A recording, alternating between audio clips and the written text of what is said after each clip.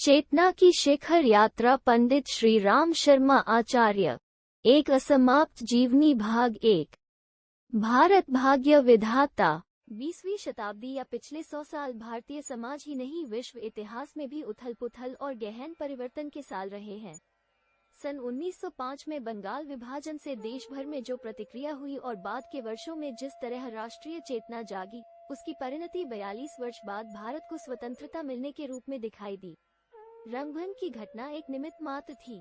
व्यापक परिप्रेक्ष्य में वो इतनी महत्वपूर्ण नहीं थी कि ब्रिटिश साम्राज्य की नियति ही बदल जाए।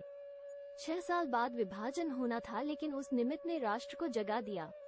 जनमानस में स्वतंत्रता की प्यास निरंतर बढ़ती गई।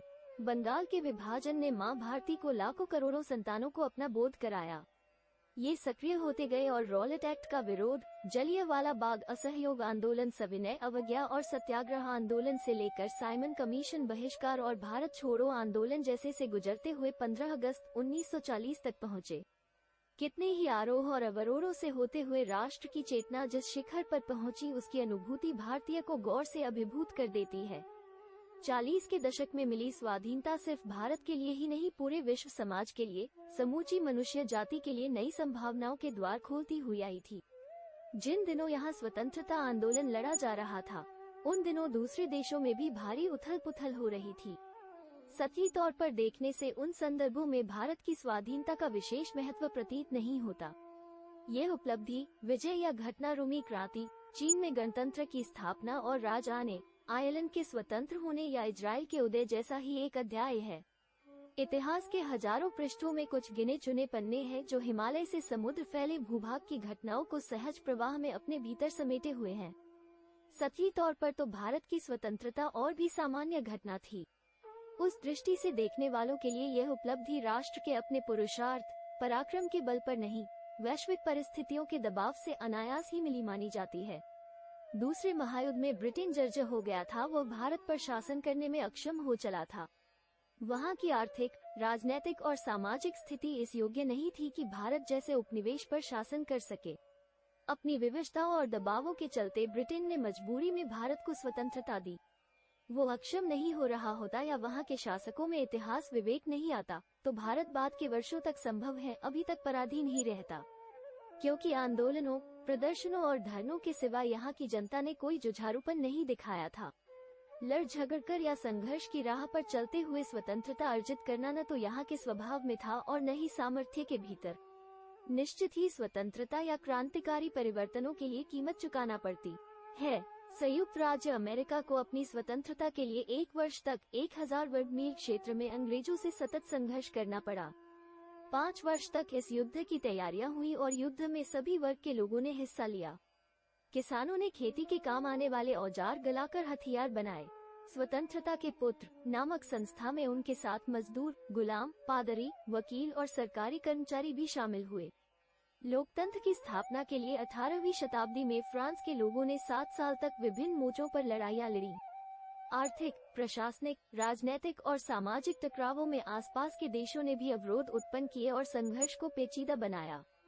फ्रांस की राज्य क्रांति ने वहां के नायक नेपोलियन बोनापार्ट को भी धूल चटा दी। इतिहास के विद्यार्थी जानते हैं कि कमोवेश 12 साल तक चली भीषण उलटफेर ने फ्रांस को एक मुकाम पर पहुंचाया।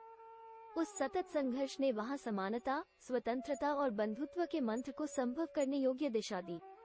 भारत को अपनी स्वतंत्रता के लिए न तो अमेरिका जैसा युद्ध लड़ना पड़ा और न ही लोकतंत्र के लिए फ्रांस की तरह वर्षों युद्ध की आग में जलना पड़ा।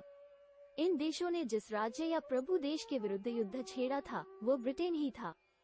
फ्रांस की जनता ने ब्रिटेन के अलावा अपने यहाँ के शासकों से भी लोहा लिया। उनके सामने दोहरी चुनौतियां थी और दोनों मोर्चों पर उन्हें भारी बलिदान देना पड़े।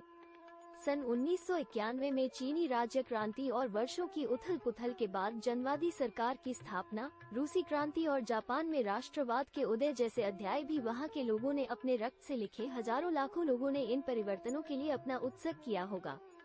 पहले और दूसरे विश्व युद्ध में Germany, Italy, Austria, Spain, Poland आदि देशों को वहां चले संघर्षों ने लगभग ध्वस्त कर दिया था।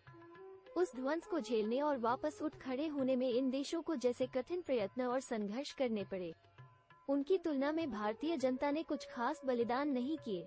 जिन क्रांतिकारियों और बलिदानियों ने भारत को स्वतंत्र करने के लिए संघर्ष की राह चुनी, उनके उत्सव को जरा भी कम करके नहीं आंका जाए। लेकिन यह तथ्य है कि 20वीं सदी का भारत औपचारिक संगठनों, थोड़े से असहयोग, विरोध और शासकों तथा भारतीय नेताओं की सौहार्दपूर्ण वातावरण में हुई वार्ताओं के चलते ही मुक्त हो गया। निश्चित ही दूसरे महायुद्ध के दबाव और ब्रिटेन की जर्जर स्थिति भी कारण होंगे, लेकिन 1947 के बाद भी ब्रिटेन की हालत वैसी ही थी। बाद के 40 वर्षों में कम से कम 2 दर्जन देशों ने अपने भाग्य भविष्य का निर्धारण किया। उस निर्धारण के लिए संबंधित देशों को अपना अस्तित्व दांव पर लगा देना पड़ा।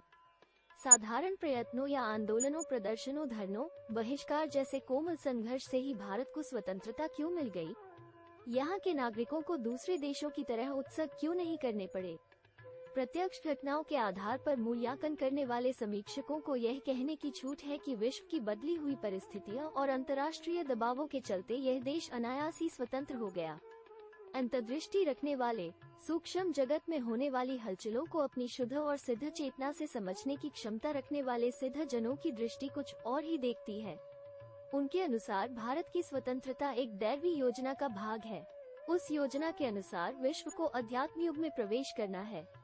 नए युग में यह प्रवेश भारत के नेतृत्व में ही संभव होगा, क्योंकि उसके पास संसार को देने के लिए एक विलक्षण संदेश है।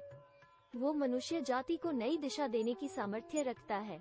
भारत की स्वतंत्रता ईश्वरीय योजना का एक भाग है, तो यह देश पराधीन क्यों हुआ? इसका उत्तर देते हुए श्री अरविंद ने अपने पत्र वंदे मातरम के अप्रैल 1908 के अंक में लिखा था, हिंदुस्तान में इंग्लैंड का समय समाप्त हो चुका है। भगवान की इच्छा थी कि कुछ समय के लिए इंग्लैंड भारतवर्ष पर राज करे। सारी दुनिया यह देखकर चकित रह गई कि अंग्रेजों ने कितनी आसानी से सारे देश को हथिया लिया। लोगों ने सोचा कि यह अंग्रेजों की अप्रतिम प्रतिभा के कारण, उनके असामान्य गुणों के कारण संभव हो सका है। इंग्लैंड ने इस मान्यता को खूब बढ़ावा दिया और इससे लाभ उठाया। सच्ची बात तो यह है कि इंग्लैंड ने भारतवर्ष को कभी जीता नहीं। उसे क्यों और कैसे का पता लगे, उससे पहले ही भारत को उसके हाथों में सौंप दिया गया। सामान्यतः जिन लोगों ने इंग्लैंड के लिए काम किया, कुछ अपवादों को छोड़कर वे बहुत छोटे आदमी थे। भागवत कृपा के बिना वे यूरोप में या कहीं और इतिहास में अपने लिए कोई स्थान नहीं बना पाते। भारत को हराने का सेहरा न तो जीतने वालों की विशेष प्रतिभा या क्षमता के सिर बांधा जा सकता है और न ही परतंत्र जाति की दुर्बलता को इसके लिए जिम्मेदार ठहराया जा सकता है। यह इतिहास का एक ऐसा चमत्कार है जिसकी व्याख्या नहीं की जा सकती। कहा जा सकता है कि यह एक ऐसा उदाहरण है जिसमें किन्हीं विशेष गुणों के बिना ही एक महान उद्देश्य सौंपा गया था और एक सौभाग्य विशेष उसकी निगरानी कर रहा था कि वो अपना उद्देश्य पूरा कर सके। यह उद्देश्य पूरा होते ही भगवान का वो देवदूत जो इंग्लैंड की रक्षा करने के लिए उसके पास खड़ा है और हाथ के इशारे से आने वाली सभी कठिनाइयों और विपदाओं को दूर कर देता है, उसकी ढाल नहीं बनेगा। इंग्लैंड यहाँ तभी तक रह सकता है जब तक भारत को उसकी जरूरत है। जरूरत पूरी होते ही उसे हट जाना होगा, क्योंकि अंग्रेजी राज न तो अपने भुजबल से यहाँ आया है और न ही अपने बलबूते पर खड़ा है जो वो ठहर सके। अगर इंग्लैंड इस देश की सहायता करना चाहे तो उसकी सहायता लेकर, और यदि नहीं करना चाहे तो उसके बिना और विरोध करे, तो विरोध के होते हुए भी भारत अपने लक्ष्य को चरितार्थ करके रहेगा।